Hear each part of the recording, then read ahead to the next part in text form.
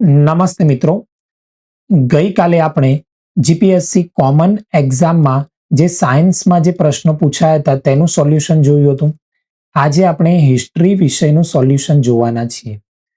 આ વખતે જીપીએસસીએ હિસ્ટ્રી અને કલ્ચરમાંથી સૌથી વધારે પ્રશ્નો પૂછેલા હતા. લગભગ 18 થી 20 પ્રશ્નો 100 માંથી આટલા પ્રશ્નો હિસ્ટ્રીમાંથી ફક્ત પૂછાયા હતા. એટલે આપણે હિસ્ટ્રી ને ઘણા બધા વિદ્યાર્થીઓ એવોઇડ કરતા હોય છે, પરંતુ હિસ્ટ્રી વિષય એવો છે, જો તમને ફેક્ટ ધ્યાનમાં છે તો તમે એનો સાચો આન્સર ટીક કરવાના છો. આમાં કોઈ લોજિક નહીં દોડાવવાનું. ફક્ત અને ફક્ત જો તમને ફેક્ટ ખબર છે અને જો તમે એ વસ્તુ ગોખેલી છે તો તમે હિસ્ટ્રીમાં આસાનીથી કોઈ સાચો આન્સર ટીક કરી શકશો.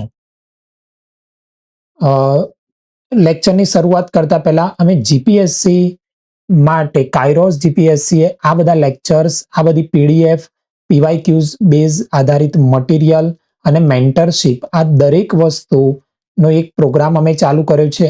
આ પ્રોગ્રામ તમને બધાને ફક્ત અને ફક્ત 399 પ્રોવાઈડ કરવામાં આવશે અને આ ઓફર ફક્ત 15 ઓગસ્ટ સુધી વેલિડ છે. તો જે વિદ્યાર્થીઓને આ પ્રોગ્રામમાં એનરોલ કરવું હોય તે અહીંયા કોન્ટેક્ટ કરી શકે છે. તો આપણે લેક્ચરની શરૂઆત કરીએ. આપણો પ્રથમ પ્રશ્ન છે, ભારતમાં અંગ્રેજ શાસન દરમિયાન કરવામાં આવેલા વહીવટી સુધારાઓ વિશે નીચેના વિધાનો ધ્યાનમાં લો. મોન્ટેગ્યુ ચેમ્સફોર્ડ સુધારાઓ દ્વારા પ્રાંતોમાં દ્વિમુખી શાસન પદ્ધતિ દાખલ કરવામાં આવી હતી. તો મોન્ટેગ્યુ ચેમ્સફોર્ડ બોલીએ એટલે આપણને ધ્યાનમાં આવે 1919. બરાબર. બીજું કે દ્વિમુખી શાસન પદ્ધતિ હેઠળ પોલીસ અને મહેસૂલ જેવા વિષયો વિધાન પરિષદને જવાબદાર એવા મંત્રીઓને હસ્તાંતરિત કરવામાં આવ્યા હતા. પછી છે 1909 ભારતીય પરિષદ અધિનિયમ મુસ્લિમો માટે અલગ મતદાર મંડળ કર્યું હતું અને ભારત સરકાર અધિનિયમ દ્વારા પ્રાંતીય સ્વાયત્તતા નાબૂદ કરવામાં આવી હતી અને કેન્દ્રીય નિયંત્રણ મજબૂત કરાવ્યું હતું. હવે અહીંયા ઓપ્શન એવા આપ્યા છે કે આપણને ઘણો બધો આઈડિયા હોવું જોઈએ. તો પહેલું કે 1919માં આપણને બધાને ધ્યાનમાં છે કે પ્રાંતોમાં દ્વિમુખીય શાસન પદ્ધતિ દાખલ કરવામાં આવી હતી. તો યસ, પ્રાંતોમાં ત્યારે આપણને, અને એ વિષયોને કહેવાય એક આરક્ષિત અને હસ્તાંતરિત, આવા વિષયોમાં આપણે ડિવાઈડ કરવામાં આવ્યું હતું. બીજો છે કે દ્વિમુખી શાસનમાં વિધાન પરિષદને જવાબદાર આવા હસ્તાંતરિત કરવામાં આવ્યા હતા. તો આવું કંઈ થયું નહોતું દ્વિમુખી શાસન પદ્ધતિમાં, કારણ કે એમાં 2 જ પ્રાંતોમાં દાખલ કરવામાં આવી હતી, એટલે વિધાન પરિષદને આવું કંઈ હતું નહીં. બીજું કે 1909 ભારતીય પરિષદ દ્વારા અલગ અલગ મતદાર મંડળ, તો આપણને ધ્યાનમાં હશે કે વિસ્તાર કરીને શીખ, ભારતીય ખ્રિસ્તી, એંગ્લો ઇન્ડિયન અને યુરોપિયનો આ રીતે એક સામેલ કરવામાં આવ્યું હતું. એટલે ત્રીજો ઓપ્શન પણ સાચો છે. હવે અહીંયા જુઓ કે બીજો ખોટો હોય તો આ પણ નીકળી જશે, આ પણ નીકળી જશે, પહેલો અને ત્રીજો. હવે ચોથું જોવાનું, તો ભારત સરકાર અધિનિયમ દ્વારા પ્રાંતીય સ્વાયત્તતા નાબૂદ કરવામાં આવી હતી અને કેન્દ્રીય મજબૂત કરવામાં આવ્યું હતું. તો અહીંયા જે લોકોને ધ્યાનમાં હશે એમને ખબર હશે કે કેન્દ્રીય સ્તરે તો દ્વિમુખી શાસન પદ્ધતિ 1935માં દાખલ કરેલી. કેન્દ્રીય સ્તરે દ્વિમુખી શાસન પદ્ધતિ,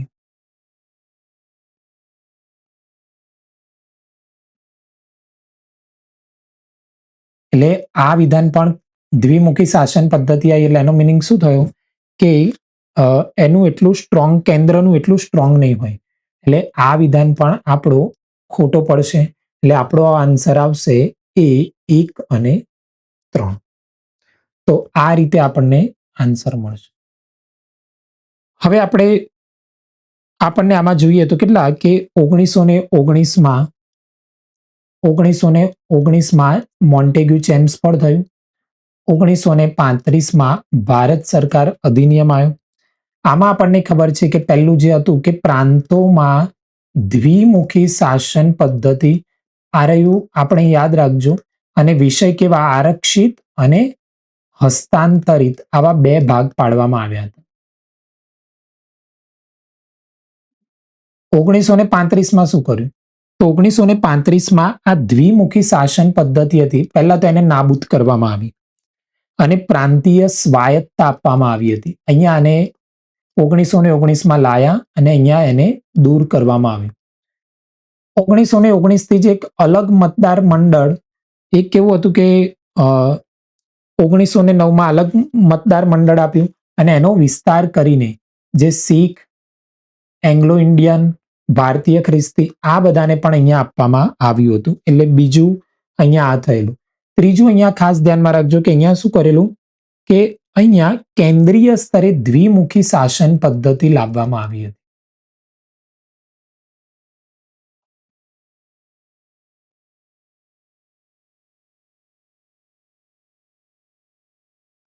એટલે અહીંયા આટલી વસ્તુ આપણે થઈ હતી. આ અગત્યની વસ્તુ છે કે આટલી વસ્તુ લગભગ થઈ હતી. એટલે આટલી વસ્તુ તમે ધ્યાનમાં રાખજો.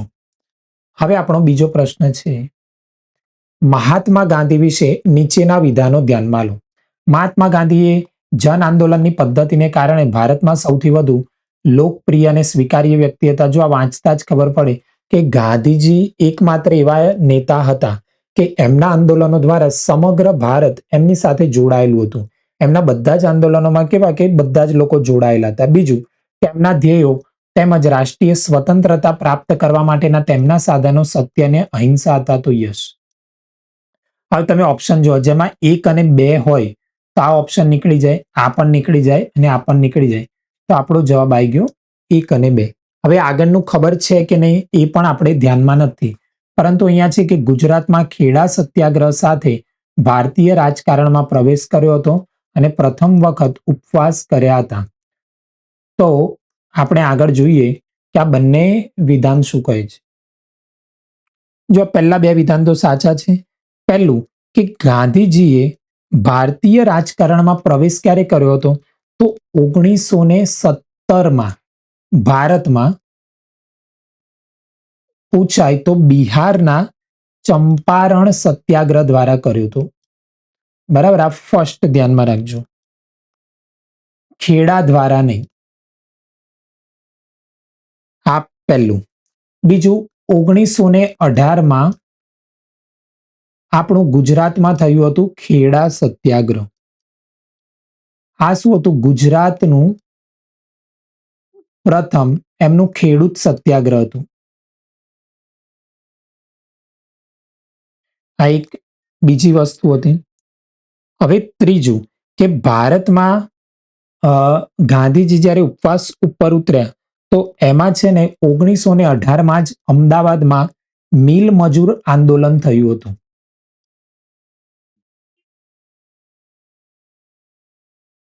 તો આ આંદોલન દરમિયાન ગાંધીજી ફર્સ્ટ ટાઈમ ઉપવાસ ઉપર ઉતર્યા હતા. એટલે આ 3 આ રીતે આપણે ભેદ પાડી શકીએ.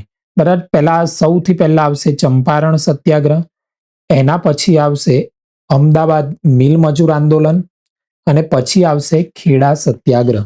એટલે આને જો યાદ રાખવું હોય તો આ રીતે સી, પછી એ અને કે. એટલે ચંપારણ, અમદાવાદ અને ખેડા, આ 3 રીતે તમે ધ્યાનમાં રાખ.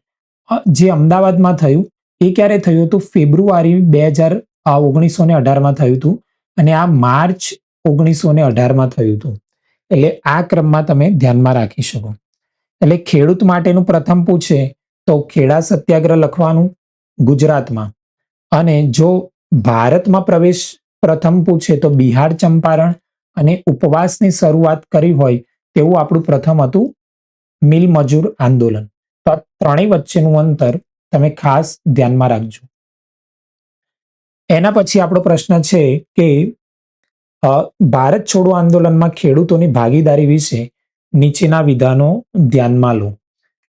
તો અહીંયા પહેલું તો આપણને આ ચળવળમાં તમામ વર્ગના ખેડૂતોએ સક્રિય રીતે ભાગ લીધો હતો. તો ભારત છોડો આંદોલન એટલે 1942. હવે 1942માં આ એક આંદોલન એવું હતું કે જેમાં બધા જ લોકો વર્ગભેદ ભૂલીને ગરીબ, મધ્યમ, ગરીબ એમ બધા જ ખેડૂતોએ કેવું સક્રિયમાં ભાગ લીધો હતો. એટલે જો આ ઓપ્શન યસ થઈ જશે. હવે તમે જુઓ કે બધામાં, એટલે આ ઓપ્શન ડિલીટ. બીજું, હવે અહીંયા જો એક ચોથો ઓપ્શન જો જમીનદારી વિરોધી હિંસા દ્વારા ખેડૂતોની ભાગીદારી નોંધની હતી. એટલે પહેલું અને ચોથું કેવું વિરોધી નીકળે છે, એટલે ચોથો ઓપ્શન પણ નહીં આવે. હવે આપણી પાસે કેટલા 1 અને 3 તો બેમાં છે જ. હવે બીજું જોવાનું તો પૂર્વી ઉત્તર પ્રદેશ, બિહાર, બંગાળ અને મહારાષ્ટ્રમાં ખેડૂતોની ભાગીદારી સૌથી વધુ નોંધપાત્ર હતી. તો આ જેને ડિટેલમાં આઈડિયા છે કે આ ઓપ્શન પણ કેવું કે યસ હતું. એમાં અમુક લોકો કે પૂર્વી ઉત્તર પ્રદેશ, બિહાર, બંગાળ, મહારાષ્ટ્રમાં સતારા આ બધાની નોંધપાત્ર હતી. એટલે અહીંયા આપણો જવાબ આવશે 3 એ 3 આવશે 1, 2 and 3.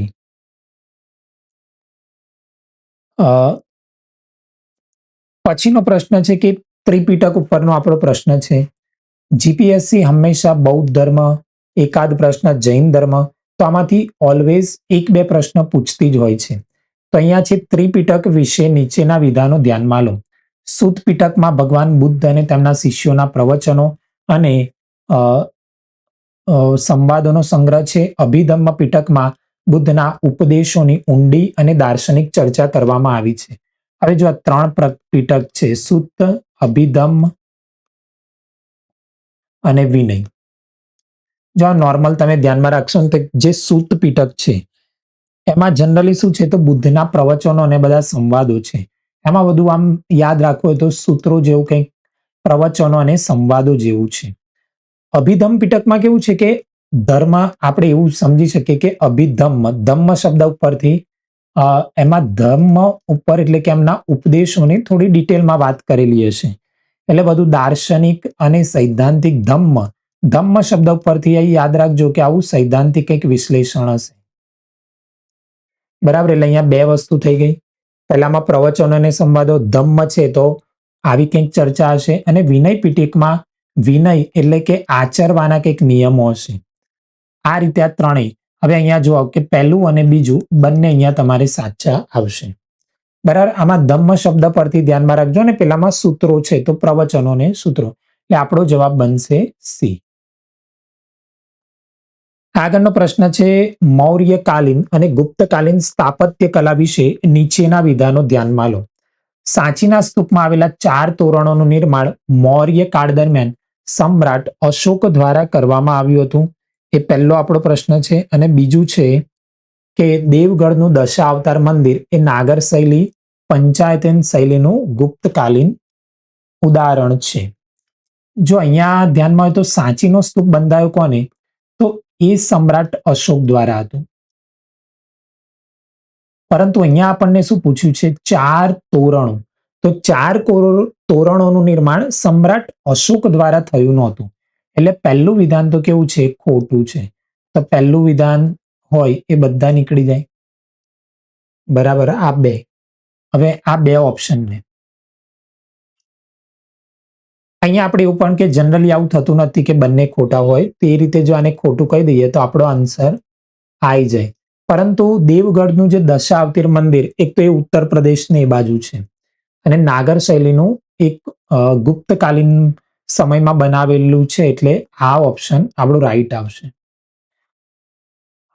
હવે જોઈએ ને કે સાંચીનો સ્તૂપ કોને બનાવ્યો? તો અશોકે. પરંતુ જો તોરણો પૂછાય, તોરણો જે 4 દિશામાં અલગ અલગ હતા એ કોને કર્યું હતું?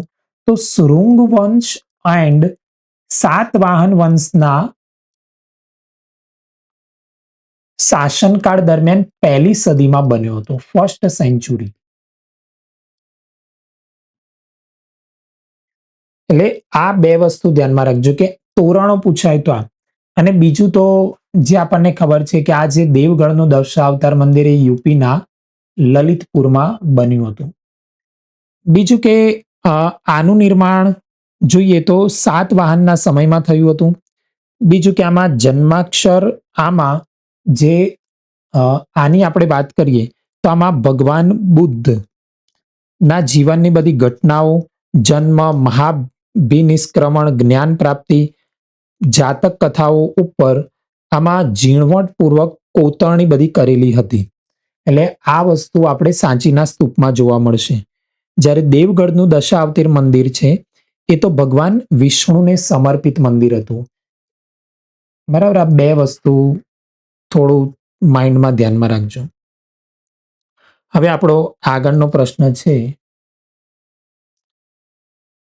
એક ભક્તિ આંદોલન ઉપર હંમેશા કોઈક ને કોઈક પ્રશ્ન આપણને પૂછાતો જ હોય છે ભક્તિ આંદોલન ઉપર. તો હવે જોઈશું. આ પ્રશ્ન તો આપણને નોર્મલ ખબર પડી જાય કે જ્ઞાનેશ્વરે શું લખ્યું, તો જ્ઞાનેશ્વરી એટલે પહેલો ઓપ્શન યસ. હવે આ નોર્મલ ધ્યાનમાં આવે કે કબીરની વાત કરી છે તો એમનું શીખ ધર્મમાં તો ના જોઈએ, તો બીજો ઉડાડી દો બીજો. બરાબર, તો આપણો આન્સર આવી જાય ફક્ત એ. એટલે આ રીતે અહીંયા તમે જોશો ને તો પણ તમારો આન્સર આસાનીથી એકદમ સરળ રીતે ટીક થઈ જશે. હવે જો કે જ્ઞાનેશ્વરે આપણે શું કર્યું હતું કે એમને જે શ્રીમદ ભગવદ્ ગીતા છે એનું મરાઠીમાં ટ્રાન્સલેટ કરીને એમને જ્ઞાનેશ્વરી ગીતા લખી હતી. એટલે આ ભક્તિ આંદોલનનો એક પાયાની એક શરૂઆત થઈ હતી. અને અહીંયા જે કબીર વિશે પૂછ્યું છે, તો કબીરની વાણીનો જે મુખ્ય સંગ્રહ છે એમના શિષ્યો દ્વારા બીજક નામના ગ્રંથમાં કરવામાં આવ્યું હતું. બીજક નામના ગ્રંથમાં અથવા તો કબીર ગ્રંથાવલીમાં પણ એમની રચનાઓ સંગ્રહિત છે. ગુરુ ગ્રંથ સાહેબ એ તો કેવું છે કે આખો શીખ ધર્મ ઉપર આધારિત છે. એટલે આ થોડું ધ્યાનમાં રાખજો. હવે આગળનો પ્રશ્ન છે કે હડપ્પીય સંસ્કૃતિ વિશે નીચેના વિધાનો ધ્યાનમાં લો. તો આ એકદમ સ્ટેટિક ક્વેશ્ચન છે કે તમને ધ્યાનમાં હોવું જોઈએ તો તમે ટીક કરી શકશો. કે અફઘાનિસ્તાનના સોરતુગઈ નામના સ્થળેથી નહેરોના અવશેષો મળ્યા અને બનાવલીમાંથી માટીનું હળ મળી આવ્યું હતું. તો આપણને ધ્યાનમાં હશે કે હડપ્પીય સંસ્કૃતિમાં એક તો અફઘાનિસ્તાન પણ માર્કેટમાં હતું. બરાબર, અને સોરતુગઈ એક મેન એમનું સરહદી હતું. હવે આ જગ્યાએથી કેવું ખેતી માટેની જે બંધાયેલી બધી જમીનો હતી ત્યાંથી આના અવશેષો કંઈક અફઘાનિસ્તાનમાંથી મળ્યા હતા. એટલે આ વિધાન પણ યસ આવશે. બીજું, હરિયાણાના બનાવલીમાં અહીંયાથી તમને ધ્યાનમાં તો પેલી ટેરાકોટામાંથી બનાવેલું એક નાનું હળ મળી આવ્યું હતું. ટેરાકોટામાંથી બનાવેલું, એટલે આ પણ ક્યાંથી મળેલું, તો હરિયાણામાંથી. એટલે આ વિધાન પણ યસ આવશે. એટલે આપણો જવાબ બનશે સી.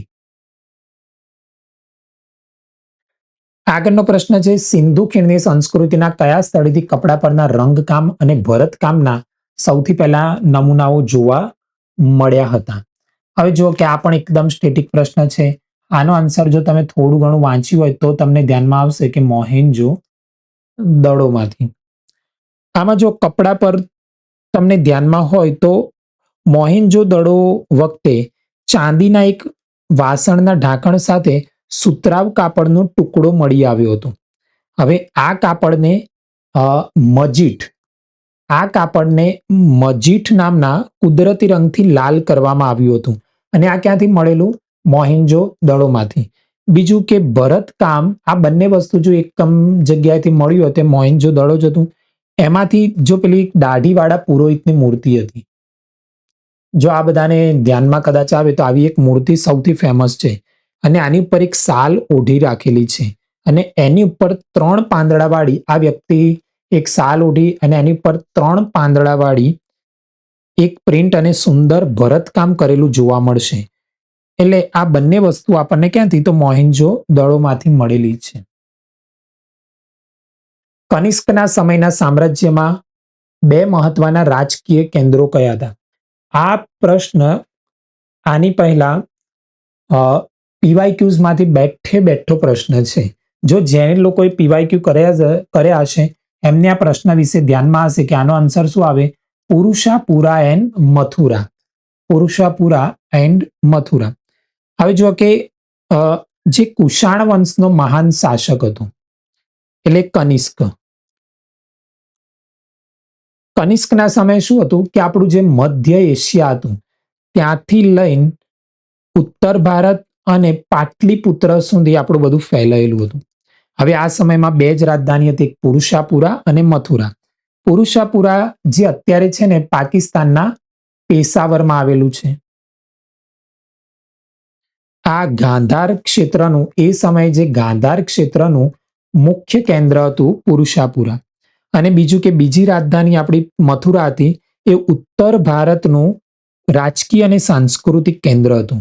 અને જે કનિષ્કનો જે સમય હતો એ સમય દરમિયાન મથુરા કલાનો અહીંયા ખૂબ જ વિકાસ થયો હતો. એટલે આ બે વસ્તુઓ છે. આ બેઠો ક્વેશ્ચન PYQs માંથી આવેલો છે. આગળનો પ્રશ્ન જોઈએ તો સાચા વિધાનો કહેવાના છે. મહાબલીપુરમના રથ મંદિરોનું નિર્માણ ચોલ વંશના શાસકો દ્વારા થયું હતું.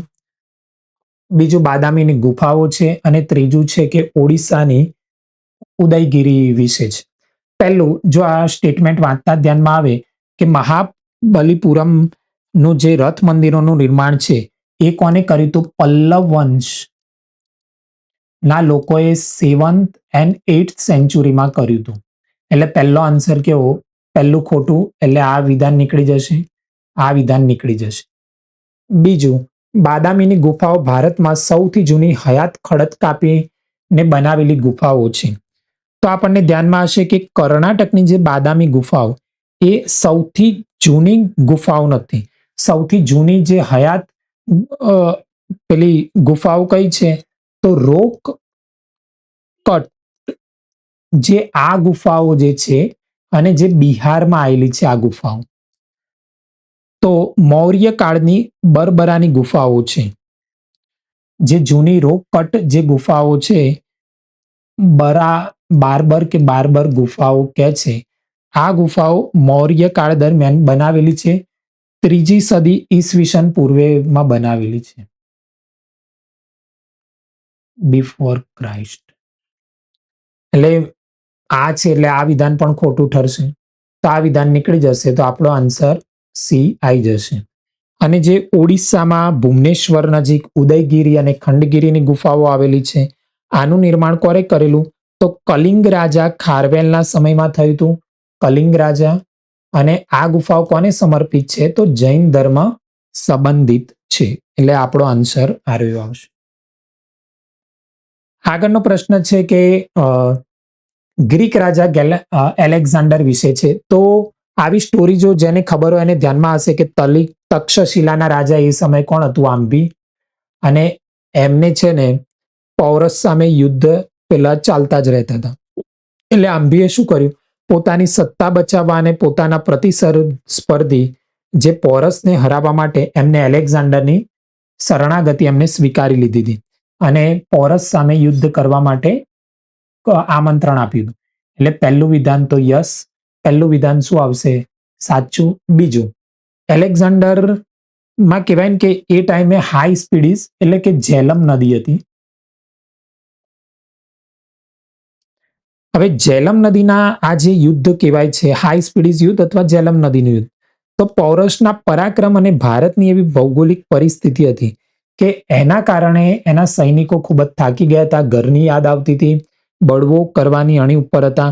એટલે આવા સમયે સિકંદરને વ્યાસ નદી ઓળંગીને આગળ વધવાનું હતું. પરંતુ અહીંયાથી એને સૈનિકો જે થાકેલા હતા એના લીધે એને પીછેહટ કરવી પડી. એટલે બીજું, પહેલું અને બીજું જેમાં હોય એ આન્સર આપણો આવશે. હવે ત્રીજું, જો આમાં કદાચ આપણને ખબર ના હોય તો એલેક્ઝાન્ડરનું મૃત્યુ ક્યારે થયું હતું? તો અહીંયા શું આપ્યું છે? ઈસવીસન. હવે એલેક્ઝાન્ડર તો આપણને ખબર છે કે ઈસવીસન પૂર્વે હતું. એનો મિનિંગ શું થયું કે આ ઓપ્શન ખોટો છે. જો આ ઓપ્શન ખોટો કાઢીએ તો આ 3 ઓપ્શન નીકળી જાય, એટલે આપણે સાચો ક્વેશ્ચન, સાચો આન્સર આપણને મળી જાય. એટલે જો કદાચ આપણને એલેક્ઝાન્ડરનું મૃત્યુમાં કોમન સેન્સ દોડાઈએ કે ફક્ત ઈસવીસન નથી, શું હતું? ઈસવીસન પૂર્વે, તો પણ આપણે આન્સર સાચો ટીક કરી શકીએ. આગળનો પ્રશ્ન છે ચોલ વંશના શાસકો દરમિયાન છે કે ચોલ શાસકોએ સિંચાઈ યોજના હાથ ધરી હતી અને કાવેરી તેમજ અન્ય નદીઓ પર પથ્થરના વિશાળ બંધ બાંધ્યા હતા.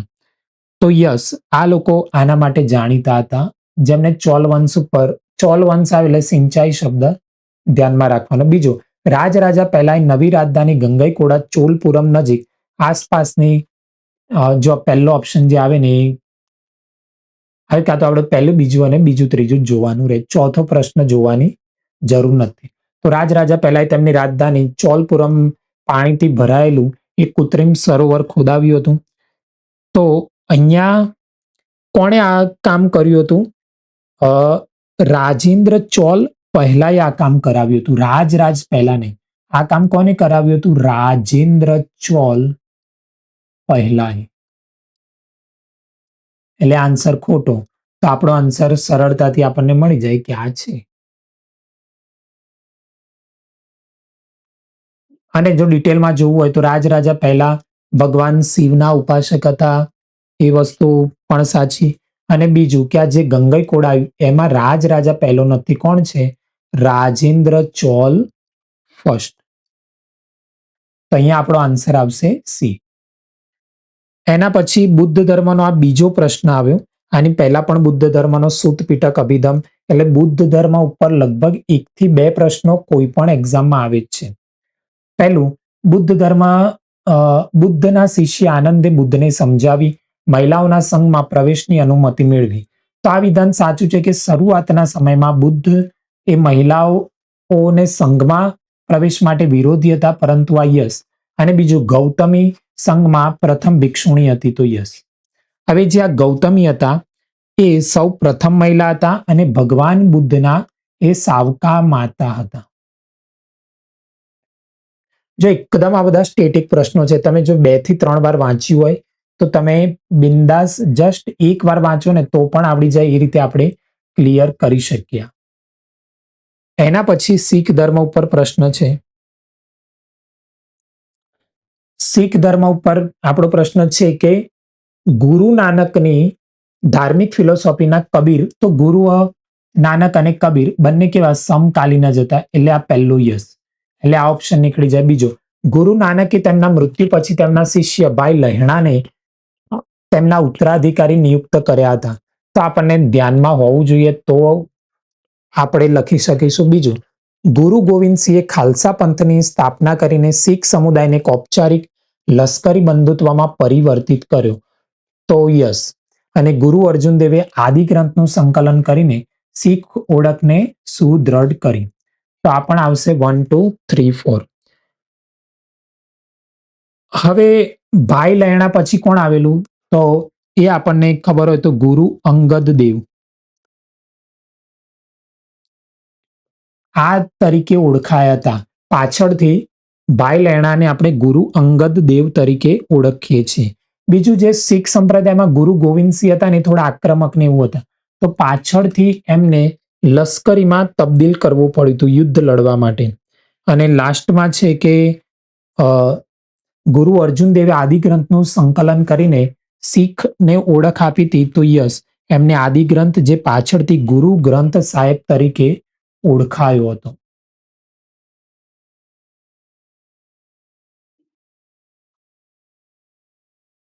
એટલે આનો આન્સર આવશે 1, 2, 3, 4. જો અહીંયા સ્ક્રીન ઉપર પ્રશ્ન છે, તમે આખો વાંચી લેજો. ભારતીય રાષ્ટ્રીય ચળવળ અને ગુજરાત વિશે નીચેના વિધાનો ધ્યાનમાં લો. પહેલું, રોલેટ સત્યાગ્રહ બાદ અને અસહકાર આંદોલનની શરૂઆત પહેલા બોરસદ સત્યાગ્રહ ઔપચારિક રીતે શરૂઆત કરવામાં આવ્યું હતું. હવે અહીંયા આપણે નોર્મલી જુઓ તો બોરસદ સત્યાગ્રહ ક્યારે થયો? 1923માં. રોલેટ એક્ટ ને બધું અસહકાર આંદોલન ને બધું ક્યારે થયું? 1921. આ પણ એની પહેલા. તો શરૂઆત પહેલા બોરસાદ સત્યાગ્રહ, તો આ તો પહેલું જ વિધાન ખોટું આવ્યું. પહેલું વિધાન ખોટું એટલે આ ઓપ્શન ગયો.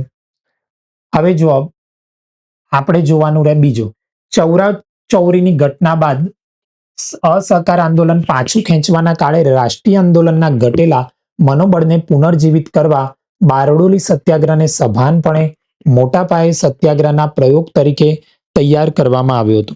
હવે આ આપણને ધ્યાનમાં છે કે 1922માં જે ચૌરાચૌરીની ઘટના બની એના પછી જે અસહકાર આંદોલન પાછું ખેંચાયેલું, એટલે એના ભાગરૂપે બારડોલી સત્યાગ્રહ થયો, તો યસ. ત્રીજું છે સાબરમતી આશ્રમ, મૂળ કોચરબ બંગલા ખાતે બનેલો હતો, તો યસ. આરે ધ્યાનમાં રાખજો કે સાબરમતી આશ્રમ 1915માં શરૂઆત થઈ હતી સૌથી પહેલા. એના પછી 1917માં શું થયું કે પ્લેગ રોગ ખૂબ જ ફાટી નીકળ્યો હતો. એટલે રોગચાળો પણ ફાટી નીકળ્યો અને ઘણી બધી પ્રવૃત્તિઓ કરવા માટે એક વધારે જગ્યાની જરૂર હતી. એટલે ગાંધીજીએ સાબરમતી નદીના કિનારે બીજો આશ્રમ બનાવ્યો, જે દાંડી કૂચ સહિતના ઐતિહાસિક સત્યાગ્રહોનું મુખ્ય કેન્દ્ર બન્યો હતો. આ દાંડી કૂચ. તો આ વિધાન આવશે યસ. હવે 2 ને 3 શેમાં છે? તો હવે ચોથું જોવું પડશે. તો 1918ના ખેડા સત્યાગ્રહમાં એનું મુખ્ય કારણ એ હતું યસ, પરંતુ 7-8 ના મહેસૂલ માળખાના 1917માં કરાયેલા પુનઃ પછી લાદવામાં મહેસૂલ વધારાને રદ કરવાની કરી હતી. તો આ વિધાન ખોટું છે. જે મહેસૂલના પુનઃ મૂલ્યાંકન બાદ લાદવામાં આવેલા અન્યાયી કર અને વધારાના રદ કરવાની માંગણી ખેડા સત્યાગ્રહના નથી, પરંતુ કોની હતી? બારડોલી સત્યાગ્રહની હતી. જે ખેડા સત્યાગ્રહ તો દુષ્કાળની પરિસ્થિતિ માટે થયેલો હતો. એટલે આ વિધાન કેવું છે? ખોટું. એટલે આ ઓપ્શન પણ જશે. એટલે આપણો ઓપ્શન આવશે જવાબ બી. તો અહીંયા જો એક એક બે શબ્દ છે. ગાંધીજીનું એક ધ્યાનમાં રાખજો, એમને સૌથી પહેલા કોચરબ આશ્રમ આપેલો, પછી સાબરમતી આશ્રમ થયો. આગળનો નેક્સ્ટ ક્વેશ્ચન, ઇન્ડો ઇસ્લામિક સ્થાપત્ય કલા વિશેના પ્રશ્નો છે. એટલે અહીંયા તમે જોશો તો જો આ એકદમ સ્ટેટિક પ્રશ્ન છે કે જેને થોડું ઘણું વાંચ્યું હશે કે સ્થાપત્યમાં દિવાલો પર ભૌમિતિક ડિઝાઇન, બીજું કે ફૂલ વેલની ભાત અને કુરાનની આયતો એરેબેસ્ક કહેવાય છે. તો યસ, સજાવટ માટે મંદિરોની અંદર કિંમતી રત્નો, અર્ધ કિંમતી પથ્થરો જડવાની વિશિષ્ટ તકનીકને પિયેત્રા દુરા કહેવામાં આવે છે. યસ. અને બીજા પીરનું ગોળ કુંભજ મોહમ્મદ આદિલ શાહ તો કોણ છે? ગોળ કુંભજ. અને વિશ્વના યસ. તો 3 આમાં યસ આવશે. આ કેવું છે કે થોડું ઘણું કહી શકાય કે એકદમ સ્ટેટિકમાંથી પેલું પૂછેલું છે. અહીંયા જે પથ્થરોની યુઝ કરેલું કેવા? તો સંગે મરમરના જે પથ્થરો હતા એનું યુઝ કરીને બનાવવામાં આવેલું હતું. અને કર્ણાટકના જે આ બીજાપુરમાં આવેલો છે ગોળ કુંભજ, એ આદિલશાહી વંશના સુલતાન મોહમ્મદ આદિલ શાહનો મકબરો હતો. આ પેલું કેવું છે કે સ્તંભ વિનાના, વિશ્વનો સૌથી મોટો તો છે, પરંતુ કેવું છે? તો સ્તંભ વિનાના વિશાળ ગુંબજમાં સ્થાન ધરાવે છે. આપણો નેક્સ્ટ ક્વેશ્ચન છે, મહાજનપદોના સમય સંદર્ભે ધ્યાનમાં લેવાનું છે. તો મહાજનપદ સમય કેવું હતું? એમાં અંગ અને મગધ આ બંને સૌથી ફેમસ હતા. આ બંને ક્યાં હતા? તો ગંગા નદીની ફળદ્રુપ ખીણના મેદાનોમાં આવેલા હતા. હવે જ્યાં ગંગા નદીની આજુબાજુ ડાંગરને પાણી વધારે જોઈએ તો પહેલું વિધાન તો યસ આવશે. એટલે આ 2 તો નીકળી જશે. બીજું આ આપણને ધ્યાનમાં હોય, કૌશલ રાજ્યની રાજધાની કઈ છે? અયોધ્યા. એટલે પહેલું અને ત્રીજું સાચું હોય એવું એક જ આન્સર છે. આ પણ લગભગ 2-3 વાર વાંચ્યું હોય તો એને ધ્યાનમાં હશે કે મગધના મુખ્ય એ સમયમાં ત્યાં નદી સૌથી વધારે વિકસિત હતું, એટલે વેપાર પણ એટલો જ વ્યસ્ત થવાનો, સરસ થવાનો. એટલે 3 વિધાનો શું આવશે? સત્ય આવશે. અને આજનો આપણો છેલ્લો પ્રશ્ન છે, નીચેના શાસકોમાંથી જૈન ધર્મના સમર્થક કોણ કોણ હતા? જો ચંદ્રગુપ્ત મૌર્ય તો એમના અંતિમ વર્ષોમાં એમને જૈન એમના આચાર્ય કોણ હતા? તો ભદ્ર બાહુ. એમના પ્રભાવથી એ જૈન ધર્મના સમર્થક અને અનુયાયી તો બન્યા હતા. એ તમને સ્ટોરી ખબર હોય તો શ્રવણ બેલગોળામાં ગયા હતા. ત્યાં જૈન પરંપરા અનુસાર એમને ઉપવાસ કરવાની જે પદ્ધતિ હતી એ રીતે એમને પ્રાણ ત્યાગ કર્યા હતા. એટલે પહેલું આવશે સાચું. બીજું જે ખારવેલ છે, એટલે પહેલો ઓપ્શન આ 2 નીકળી જશે. બીજું ખારવેલ છે, તો ખારવેલ એ કલિંગના મહામેઘ વાહન વંશના એ જૈન ધર્મના ખૂબ જ મોટા સમર્થક અને સંરક્ષક હતા. એમને પણ શું કરાવેલું? હાથી ગુંફા જે શિલાલેખ છે એ પણ જૈન ધર્મ પ્રત્યે સમર્પિત એમને બનાવ્યો હતો. એટલે પહેલું અને બીજું તો આવશે જ. ત્રીજું આપણે જોવાનું રહે અમોઘ વર્ષ પહેલો. તો અમોઘ વર્ષ જે પહેલો છે એ પણ પરમ એના ફોલોઅર્સ હતા. એટલે આમના ગુરુ કોણ હતા? તો આમના ગુરુ પણ જૈન આચાર્ય જીન સેન હતા. અમુક વર્ષે શું કરેલું? જૈન ધર્મના પ્રભાવિતથી કન્નડ ભાષામાં આમને કવિરાજ માર્ગ અને સંસ્કૃતમાં પ્રશ્નોત્તર રત્નમાલિકા આવા ગ્રંથોની રચનામાં એમને સહયોગ આપ્યો હતો. હવે તમને થોડું ધ્યાનમાં તો આ ધર્મપાલ છે ને એ તો બૌદ્ધ ધર્મથી રિલેટેડ છે, એટલે આ ઓપ્શન તો નહીં આવે. એટલે પહેલો, બીજો અને ત્રીજો. એટલે આપણો આન્સર આવશે સી. ધર્મપાલનું કેવું છે કે એમને બૌદ્ધ ધર્મના અને એમના સમયમાં પ્રખ્યાત વિક્રમશિલા યુનિવર્સિટી એની સ્થાપના થઈ હતી. તો આ રીતે હિસ્ટ્રીમાં જોયું કે હિસ્ટ્રી એક એવો વિષય છે કે જો 2 થી 3 વાર રિવિઝન કર્યું હોય અને પછી આ રીતે જો PYQ સોલ્વ કર્યા હોય તેમાં આપણા ઘણા બધા કોન્સેપ્ટ ક્લિયર થઈ જાય અને આપણે લગભગ હિસ્ટ્રીમાંથી કેવું કે સાચો આન્સર ટીક કરી શકીએ. હિસ્ટ્રીમાં ખબર હોય તો ખોટો આન્સર ટીક કરવાની શક્યતા ખૂબ જ ઘટી જાય છે. તો હવે આપણે નેક્સ્ટ વિડીયોમાં બીજા વિષયના પણ PYQs જોઈશું.